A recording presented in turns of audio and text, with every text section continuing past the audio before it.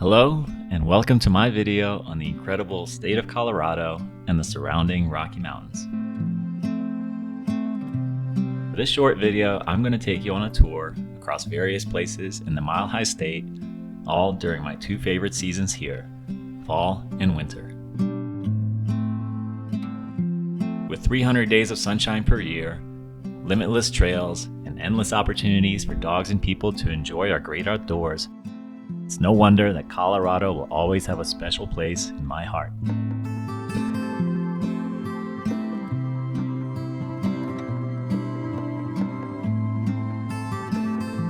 This is basically going to be a collection of places I found throughout the year and want to share with you if you are planning on visiting the Centennial State. We'll start with Denver first, as it's the main capital of Colorado. It's a medium-sized metropolitan city located just to the east of the Rockies along the Front Range.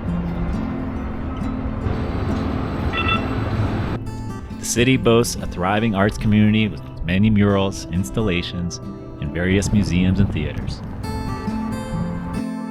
I think one of the best displays of community art is the River North Arts District, called Rhino for short.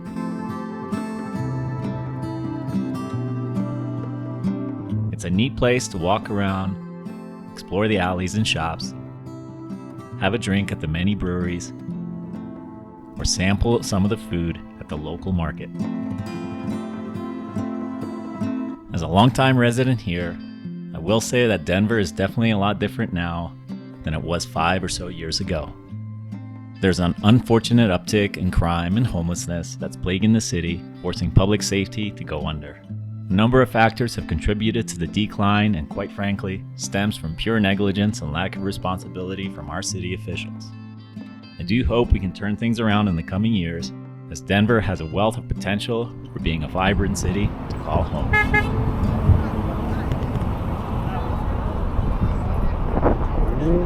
Через безпеку цієї родини вона тут не виступає. Ми не будемо говорити, хто це, імена, але хочемо зачитати її історію цієї родини. Here we have a story of a Ukrainian family who managed to escape Kherson. To protect the security of this family, we will not name them, but we will read their story. До 24 лютого 22 року я з дружиною і дітьми щасливо жив у рідному місті Херсон. Before 21st of February 2022, we lived a happy life with my wife and my family in Kherson. We're going to take a 40-minute drive west, closer to the mountains, to arrive at the town of Boulder. It's smaller than Denver, home to the University of Colorado, and has a small town charm of music and art all throughout. The main drag here is Pearl Street, which stretches for about 5 blocks, with restaurants, boutiques, and art galleries. It's a mostly laid-back part of town, but as these things go, it's also starting to change in the wrong direction in some areas. There are the classic stores selling keepsakes, and I also noticed a few more vinyl record shops as well. Hi there. Overall, not a bad place to go on the weekend, sample some Colorado food, and maybe even catch a quirky street performance. Guys, I need one of you guys to throw these at me. It's my birthday. No. Don't let me down. If I get the balance, you guys get some energy going. I'll try some yoga. The chair's melting. Okay. Hopefully it won't go in my eyes. Wow. It's called upward facing chair. Those monks required their students to remain completely celibate. Now you should be loud. There it is. We head even further into the mountains, this time to the small, charming town of Estes Park. This place is known as the gateway to the Rocky Mountain National Park, with old-timey storefronts and lots of places to sit out by the water to enjoy Colorado's signature food. Spoiler alert, it might not be what you think it is.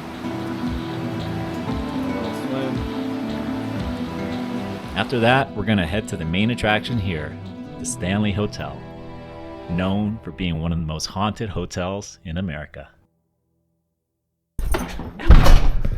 Shit.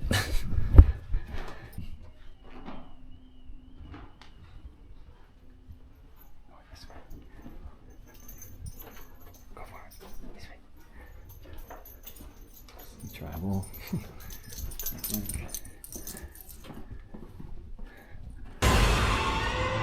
No.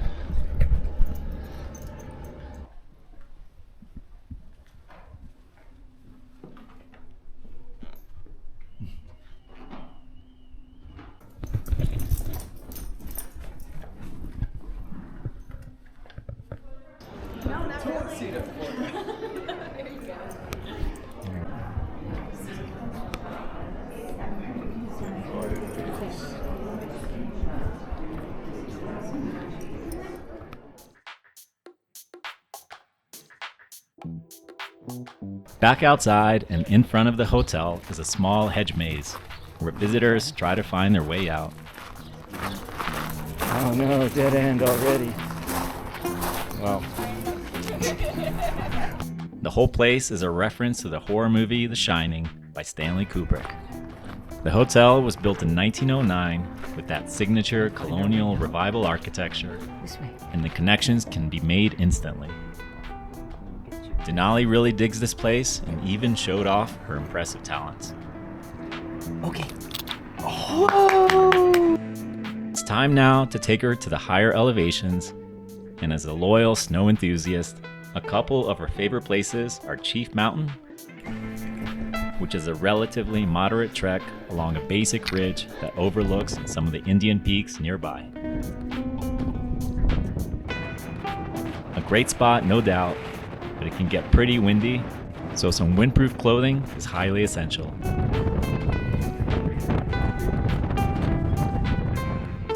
The second is St. Mary's Glacier, just outside Idaho Springs. It's more of a semi-permanent snowfield than an actual glacier, but provides plenty of space for our four-legged friends to play and roam freely. Hi, bud. Boy or girl? Boy. Hey, buddy.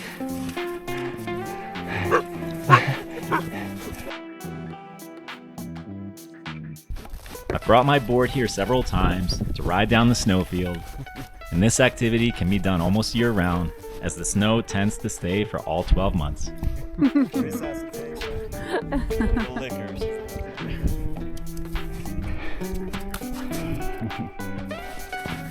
In general, it's just a great place to hang out and enjoy the sights of the Rockies. A what? Oh, and a weenie.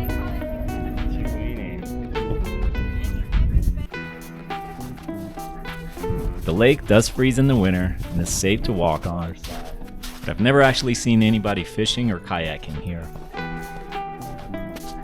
Overall, a growing, popular spot about an hour west of Denver. We're gonna switch gears for a bit and head south on the Front Range to the city of Colorado Springs. It's a city that's grown on me recently, with a unique blend of natural beauty, outdoor recreation, and home to America's mountain, Pikes Peak.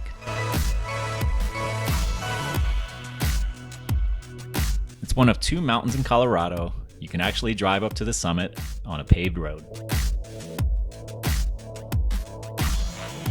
Pay a little at the gate and begin making the climb with stunning vistas around every corner.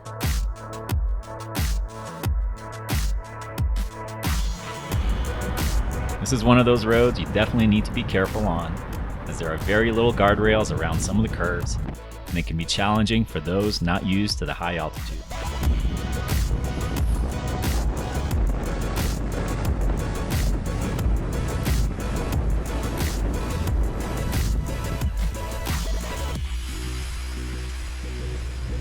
Not always great when you also have a little static electricity in the air, so I'm gonna turn around. Unfortunately, weather wasn't on my side this time, and a bit of lightning and hail made me turn around, but the ride is all part of the journey.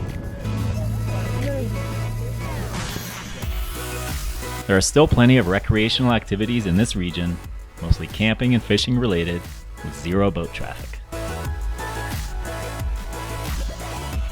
Downtown Springs is pretty cool too. A lot of revitalization happened, and the combination of classic buildings, wall art, and community events bring it all together.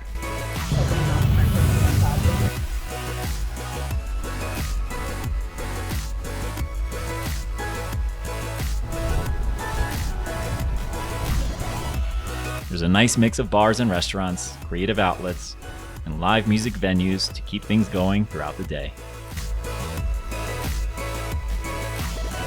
This region has seen a steady increase in both popularity and population, and for good reason. What it lacks in size, it makes up for in virtue and proximity to the mountains.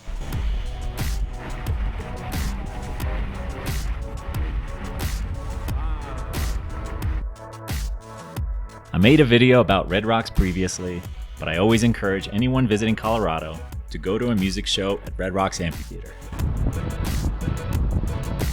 Not only is it a world-renowned and beautiful venue, but the acoustics, atmosphere, and musical talent bring this place together that only few places in the world can match.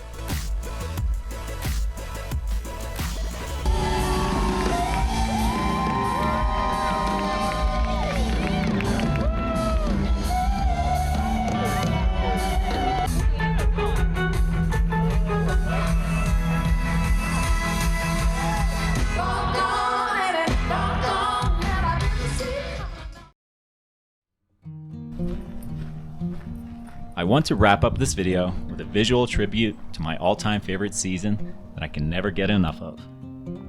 Our fall season is spectacular but short-lived in Colorado, as winter sets in pretty quickly. I'll leave you with some of the drives I did around the state to capture some of the colors at their peak. No commentary is needed here, so just enjoy the amazing fall foliage from the mountains.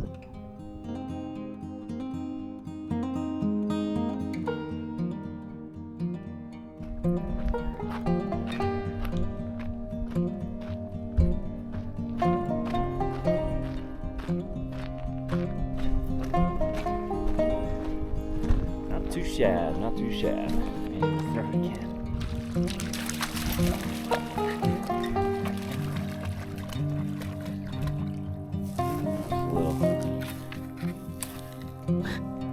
Somebody didn't quite make it today.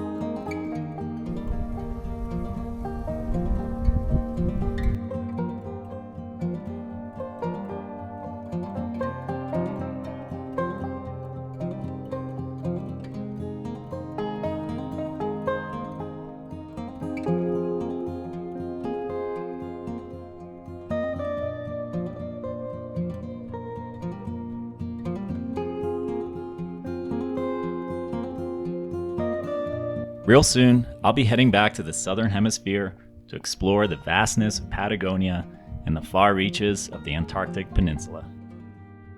If you enjoyed watching this video on Colorado, Please leave a quick like and let me know about your experience here in the comments as well. Thank you for watching. Subscribe to follow more of my journeys, and I'll see you next time.